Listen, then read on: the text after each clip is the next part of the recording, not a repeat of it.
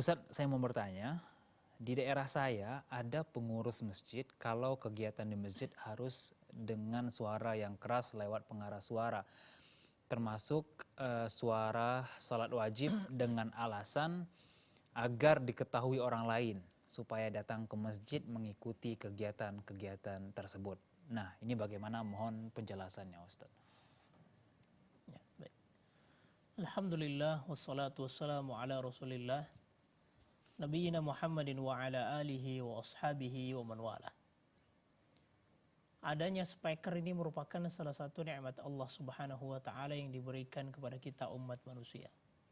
Ya, bayangkan pada zaman dahulu tidak terdapat pengeras suara, orang harus berteriak-teriak ya. Sampai-sampai pada zaman para imam-imam ahli hadis dahulu, ketika yang mendengar itu ribuan orang harus menggunakan penyambung suara agar apa yang diucapkan oleh imam tadi bisa didengarkan oleh yang lain ya. Jadi ini merupakan salah satu nikmat Allah yang harus kita syukuri ya. Dan penggunaan speaker ini di dalam ibadah kita ini merupakan salah satu bagian dari maslahah mursalah ya. Dari salah satu maslahah mursalah, dan semua teknologi yang bisa menjadi sarana dakwah bagi kita itu semua masuk ke dalam maslahah mursalah ya. Dengan demikian tentu saja boleh bagi kita semua memanfaatkan pengeras suara ini untuk kita pakai di masjid-masjid ya, baik speaker luar ataupun speaker dalam. Tetapi meskipun demikian kami tegaskan di sini bahwa tentu saja penggunaan speaker ini juga harus memakai rambu-rambu. Jangan kemudian dengan alasan beribadah ya, kemudian masjid kita itu ya kita keraskan sekeras-kerasnya. Kalau ditanya misalnya pengurus masjidnya, mengapa Pak suara speakernya besar sekali? Ya alasannya supaya orang bisa mendengar syiar Islam, orang bisa mendengar bacaan Al-Quran dan lain-lain ya. Jadi harus kita berikan rambu-rambu agar tidak mengganggu ya. Suatu ibadah yang asalnya ingin kita perdengarkan kepada orang lain agar mereka bisa turut mendengar bacaan Al-Quran ya, akhirnya justru menjadi sesuatu yang mengganggu kaum muslimin, dan ini tentu saja tidak baik ya. Ini tentu saja tidak baik. Oleh karena itu penggunaannya harus dilakukan secara bijak, jangan mengganggu orang-orang yang ada di sekitar ya. Jadi menurut pendapat saya boleh-boleh saja seseorang menggunakan speaker ini asal jangan mengganggu orang yang ada di sekitar. Seperti misalnya dilaksanakan azan, ini tentu harus menggunakan speaker luar ya, agar semua orang bisa mendengar. Dan penggunaan speaker dalam itu dilakukan ketika misalnya sholat wajib.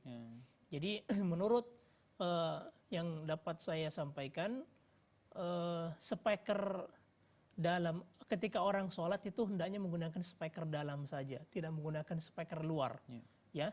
Karena kalau saya perhatikan di sekitar kita di sini, masya Allah sebelum dilaksanakan azan itu 10 menit sudah mengaji keras-keras suaranya, ditambah dengan azan 5 menit 15 menit sudah, kemudian belum lagi sholatnya, nanti sholat misalnya kita umpamakan 8 menit ditambahlah dengan zikir yang lama sekali, akhirnya setiap sholat itu hampir 30 menit.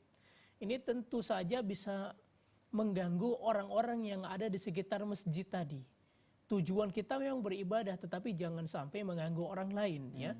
Rasulullah Shallallahu Alaihi Wasallam bersabda dalam sebuah hadis yang diriwayatkan Abu Dawud, ala inna kullakum munajin rabbahu fala yu'ziyanna ba'dukum ba'da wala yarfa' ba'dukum ala ba'din fil qira'ah aw fis shalah. Rasulullah Shallallahu Alaihi Wasallam bersabda, ketahuilah bahwa setiap dari kalian itu sedang bermunajat kepada Rabb-nya. Maka janganlah sebagian dari kalian menyakiti sebagian yang lain, dan jangan sebagian dari kalian mengangkat suaranya ya atas yang lain ya, dalam hal sholat atau dalam hal bacaan. Jadi ketika misalnya sholat 5 waktu, sholat jahriyahnya dilakukan dengan menggunakan speaker luar ya, atau zikirnya setelah itu panjang sekali, maka ini pasti ya itu mengganggu orang yang ada di sekitar masjid. Pasti mengganggu orang di sekitar masjid, terutama di pagi hari. Ada anak bayi ya anak kecil yang seharusnya dia masih istirahat terbangun gara-gara suara yang gara-gara begitu lama dihidupkan. Kalau untuk azan saja tentu tidak mengapa. Begitu juga orang yang sudah tua renta butuh istirahat. Ada orang yang sakit, ya. Kemudian bisa jadi ada orang non muslim yang sangat terganggu dengan suara tersebut. Nah, bukan berarti kemudian kita mengatakan dilarang, tidak, tetapi harus diatur secara bijak. Jadi solusinya gampang saja, ketika azan dan iqamah misalnya dipergunakan speaker luar, dan ketika sholat dipergunakan speaker dalam. Insya Allah tidak akan mengganggu kekhusyuan orang yang sholat di dalam. Bahkan sebagian ada yang aneh saya dapati begini, ada orang yang sholat ketika dia ketika azan menggunakan speaker luar, tetapi ketika dikeluarkan speakernya di dalam tidak mendengar. Ketika sholat berjamaah digunakan speaker luar, orang yang di luar bisa mendengar suara imamnya, tetapi orang di dalam masjid tidak mendengar.